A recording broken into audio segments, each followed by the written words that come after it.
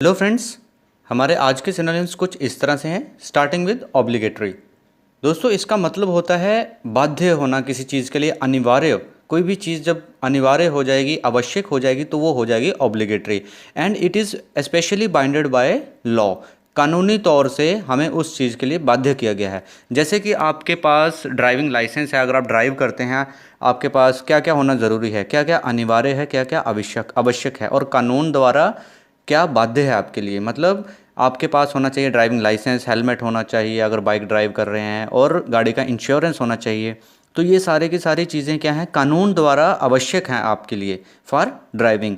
तो ये क्या है, ऑब्लिगेटरी मीन्स कंपल्सरी, नेसेसरी और मैंडेटरी कहिए। ये सारे के सारे वर्ड तब यूज़ किए जाते हैं जब स्पेशली कोई चीज़ कानून के तौर पर आवश्यक हो जाती है हमारे लिए। ठीक है, वेरी इंपॉर्टेंट।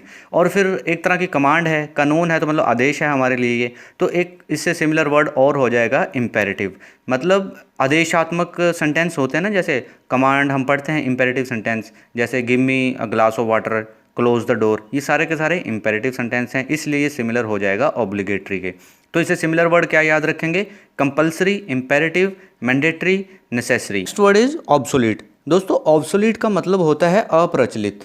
मतलब जो चीज़ आज की डेट में हम यूज़ में नहीं लेके आ रहे हैं, बिकॉज उसकी जगह उससे कोई बेहतर चीज़ आ चुकी है। जैसे टीवी ले लीजिए एग्जांपल के लिए, हमारे पास पहले ब्लैक एंड वाइट टीवी था, ठीक है, अभी कलर है, कलर टीवी है, एलसीडी है, एलईडी है। तो जो पहले का ब्लैक एंड वाइट टीवी था आजकल कोई यूज़ नहीं करता है, वो अप्रचलित हो चुका है, और आज की डेट में हम उसे ऑब्सोलीट कह सकते हैं, क्योंकि हमारे पास उससे बेटर ऑप्शन है।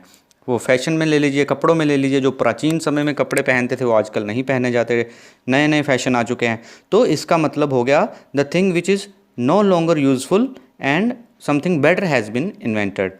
दोस्तों, इससे सिमिलर वर्ड्स हो गए extinct, discarded, antiquated and old fashion कह लीजिए। एक्सटिंक्ट आप अच्छे से समझते हैं कि जो चीज़ें विलुप्त हो चुकी हैं हम उन्हें कहते हैं extinct, which are no longer existing. And discard तो आपने कई बार देखा होगा, डिस्कार्डेड जैसे हम वॉइस रिकॉर्डिंग करते हैं, जब हम उसे ख़त्म करते हैं तो आता ना ऑप्शन डिस्कार्ड करना है या कंटिन्यू करना है। कमेंट लिखते हैं तो आता ना ऑप्शन कीप राइटिंग या डिस्कार्ड, तो मतलब नॉट इन यूज़, हमें उसको यूज़ नहीं करना है, डिस्कार्डेड।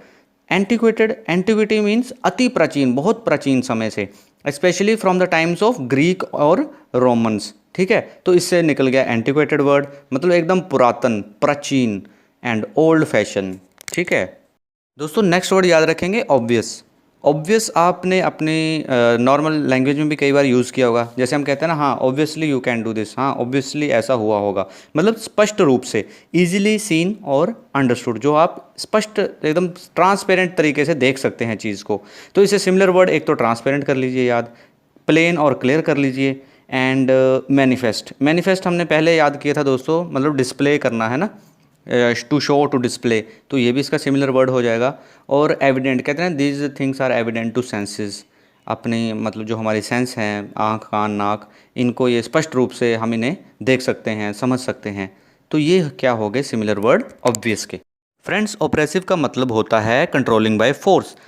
जैसे हो गया ऑप्रेसिव लॉ, ऑप्रेसिव गवर्नमेंट, कि ऐसा कानून जो लोगों के ऊपर थोप दिया गया है। और ऑपरेसिव गवर्नमेंट मतलब ऐसी सरकार पावर में है जो अपनी मनमर्जी से लोगों के ऊपर कंट्रोल कर रही है और उनके फ्रीडम्स को लिमिट कर सकती है, कुछ भी कर सकती है। ऑपरेसिव है मतलब वहाँ पे डिक्टेटरशिप चल रही है, तानाशाही चल रही है।